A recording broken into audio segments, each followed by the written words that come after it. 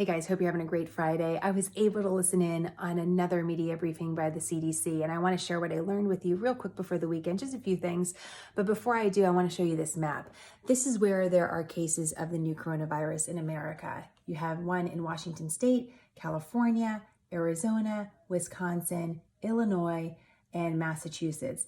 Now, this map represents those where the cases were detected and tested in the United States. It doesn't include anyone who returned to the United States on a State Department chartered flight and who is currently in quarantine and tested positive for the new coronavirus. That group is almost kind of separated out in CDC statistics. So you might have seen a headline that there's people with the new coronavirus in your community, for example, in San Antonio, but they're in quarantine. They're almost like known entities to the CDC. This is representing those that were out in the American public. So just for some context, these are cases of the new coronavirus. Here's what the flu looks like in America. Areas of red showing levels of high activity. Back to the new coronavirus here. So the big headline coming from the media briefing today was about the 15th confirmed case in America. What we learned is that this person came to the doctors severely ill, and that's notable in and of itself because the CDC doesn't really describe patients with the new coronavirus in this way so far. In fact, later on in the call, they said most Americans with the new coronavirus are doing fairly well. So that was something different. We still don't know how this person contracted the illness. We know that they did not travel. They did not come into close contact with anyone known to have the new coronavirus or who has traveled.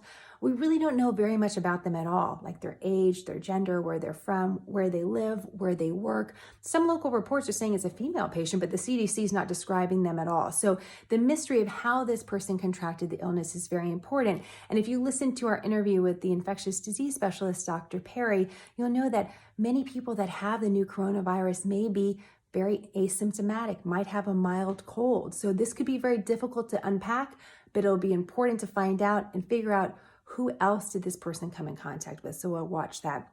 One of the other big headlines before the weekend has to do with the stock market. You're going to see this everywhere. Stock market is in correction. All it means is that stocks declined 10%. When you get a 10% decline, it means you're in a correction. In 2018, the S&P 500 had 2 separate corrections and continued to gain to record highs where we are right now.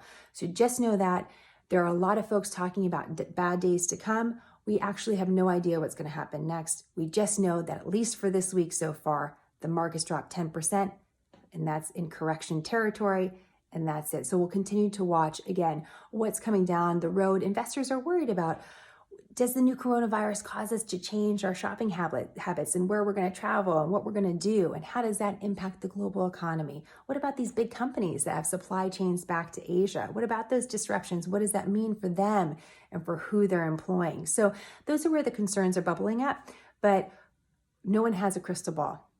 So we'll wait and see what happens next. In the meantime, big weekend ahead. South Carolina primary, an open primary, meaning anyone can vote for who the Democrat nominee for president will be. So we'll watch for results on that. And happy leap year. Enjoy your extra day in February. Have a great one, guys. I'll see you next week on smarternews.com.